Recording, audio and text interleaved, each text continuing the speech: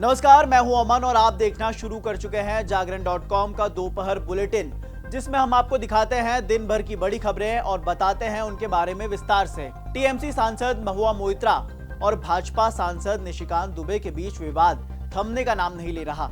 इस मामले में लगातार विवाद और बढ़ता जा रहा है।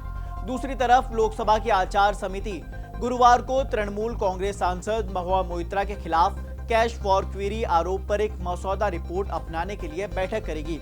वहीं इस बीच ये संकेत भी सामने आ रहे हैं कि पैनल उनके खिलाफ लगे आरोपों पर गंभीर रुख अपना सकता है।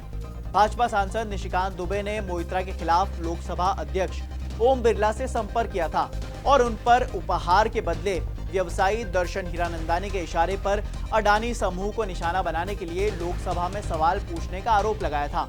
समिति द्वारा मोइत्रा के खिलाफ लगे आरोपों पर गंभीर रुख अपनाने की संभावना है, खासकर तब जब उन्होंने अपने प्रमुख विनोद कुमार सोनकर पर विपक्षी सदस्यों के साथ गुस्से में बाहर निकलने से पहले पिछली बैठक में उनसे गंदे और व्यक्तिगत सवाल पूछने का आरोप लगाया था।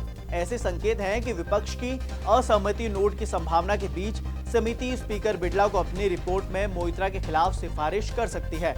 सूत्रों ने कहा कि समिति द्वारा अपनी कार्यवाही के दौरान कुछ विपक्षी सदस्यों के आचरण पर अपनी नाखुशी को रेखांकित करने और सदन को अपनी सिफारिशों में इसका उल्लेख करने की भी उम्मीद है। उन्होंने कहा कि समिति बसपा सदस्य दानिश अली के खिलाफ सिफारिश कर सकती है, जिन्होंने मोइत्रा से सोनकर के अशोभनीय और व्यक्तिगत सवालों पर सबसे जोरदार हमला बोला था।